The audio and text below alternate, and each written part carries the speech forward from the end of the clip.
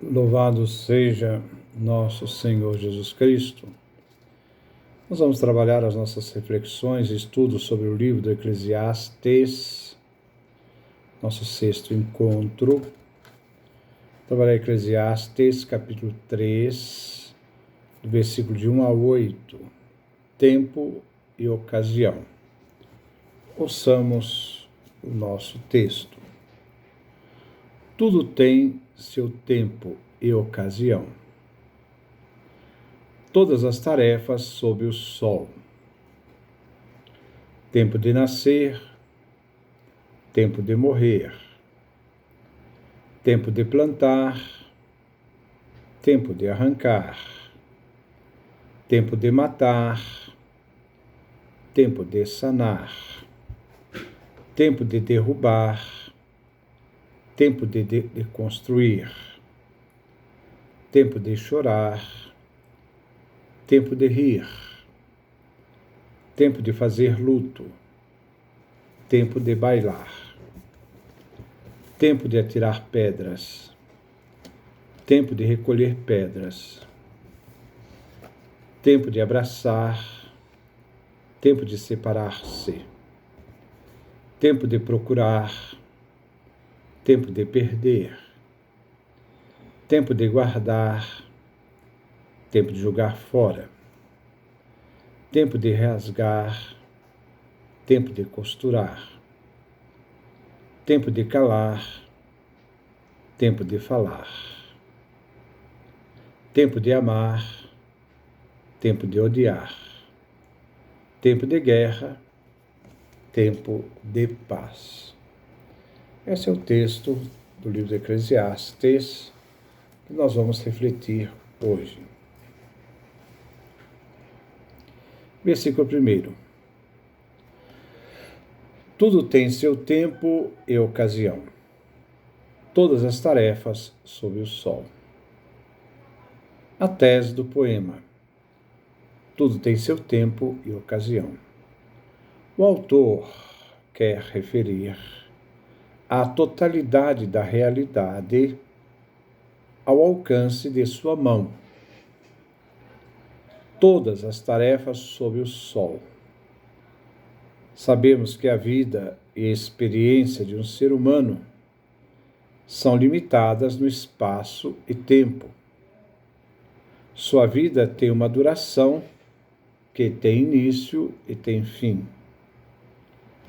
Tudo tem seu tempo e ocasião. Aqui se refere à questão temporal, isto é, um tempo histórico.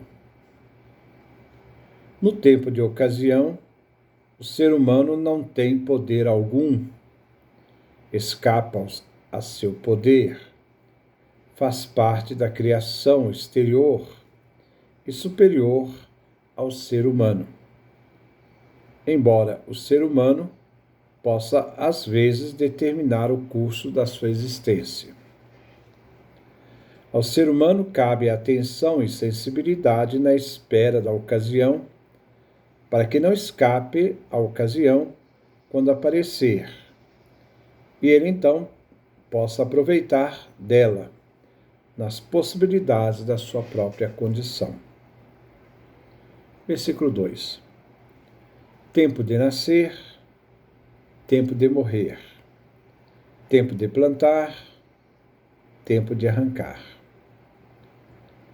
Nós podemos comparar nascer com plantar, morrer com arrancar. Quoelet inicia com o elemento tempo. Inicia com opostos, antíteses. Nascer e morrer é a situação mais ampla e radical de todas.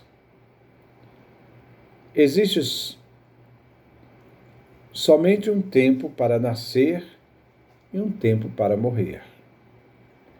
O ser humano nada tem a fazer, né? Ao nascer, o ser humano vive, inicia sua caminhada, se abre à vida, à sua existência e esperança. Ao morrer, chega o fim da sua vida, cessa a sua existência e com ela toda a esperança. Claro que diante da fé, a realidade assume outra perspectiva. Vejamos o salmista no Salmo 31, versículo 16. Meus tempos estão em tuas mãos, o tempo de nascer e morrer, de onde surge o sentimento de esperança e confiança, apesar da impotência e ignorância do ser humano. Mas o que Coelete quer só afirmar que tanto nascer quanto morrer tem um tempo definido. Não entra na questão da fé. Só define a realidade de que o ser humano tem um tempo onde nasce e morre. Tempo de plantar e colher. Coelete desce agora uma coisa particular e ilustrativa, que é uma espécie concreta de nascer e morrer. No campo da agricultura, quem entende da sua arte sabe muito bem que nem todo tempo é apto para todos os trabalhos do campo. Um é o tempo para plantar, outro tempo oportuno para colher. Versículo 3. Tempo de matar, tempo de sanar, tempo de derrubar, tempo de construir. Lembrando que matar se refere também a derrubar, sanar se refere a construir. Passamos aqui para o meio social, local em que se geram conflitos. Tempo de matar se refere à morte violenta de seres humanos. Tempos de guerra. Os homens se matam uns aos outros. Mas isto se comprova na história e faz de vários momentos, mesmo dia de hoje, os tempos de barbárie. Hoje continua se matando de todas as formas. Aos tempos de guerra encontramos tempos de sanar, referindo ao lado bom da humanidade. É verdade que o ser humano mata seu semelhante, mas também tenta curar, procurar a saúde, a vida, o bem dos seus semelhantes. Existe um tempo para destruir e edificar, derrubar e construir. O autor Coelete pensa no tempo de guerra, como também de destruição, e no tempo de construir a paz, referindo aos prédios onde o ser humano habita, destruídos pela guerra. A reconstrução só é possível no tempo de paz. Versículo 4. Tempo de chorar, tempo de rir, tempo de fazer luto, tempo de bailar. Aqui se refere chorar com luto, rir com bailar. Agora Coelete mostra os sentimentos mais profundos como indivíduo ou como membro de uma família ou tribo. São situações significativas da vida interior do ser humano. Chorar, rir, a tristeza e a alegria, bem como o luto e a dança, o bailar, significa festa de alegria, de casamento. Isso vale tanto para a vida social quanto para a vida cultural. Os momentos de choro, de tristeza e luto, e os momentos de se alegrar e rir, como de bailar, dançar nas festas de casamentos e nas festas do povo, nas festas litúrgicas. Versículo 5. Tempo de atirar pedras, tempo de recolher pedras, tempo de abraçar, tempo de separar-se. Aqui é uma certa inversão. Atirar pedras, separar-se. Recolher pedras, abraçar. Coelete está na esfera social. Atirar pedras, recolher pedras. Existe um paralelismo possível entre atirar com separar-se e recolher com abraçar. Mas podemos interpretar também que jogar e recolher pedras se refere ao trabalho do campo. Limpa-se os campos de pedras, empilhando-as em montes ou muros, ou formando paredes de contenção em terrenos acidentados e íngremes.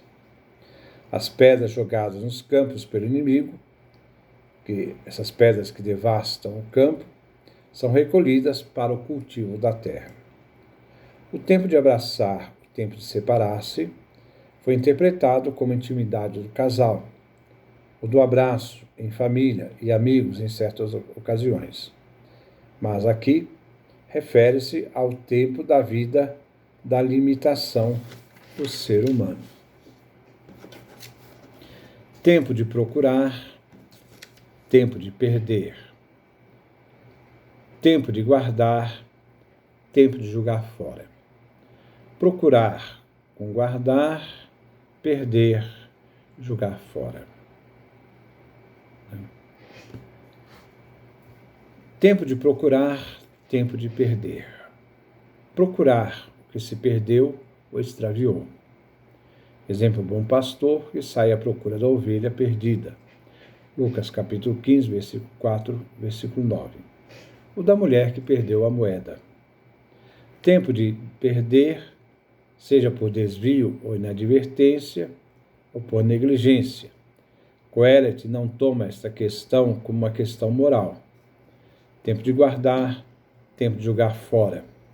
Existe o tempo bom e adequado para custodiar algo valioso, do tempo da abundância, na espera dos dias piores, isto é, uma poupança ou um reservar.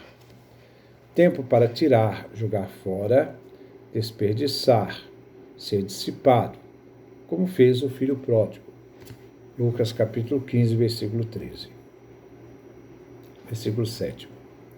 Tempo de rasgar, tempo de costurar, tempo de colar, tempo de falar. Aqui o paralelismo se perde um pouco. Costurar,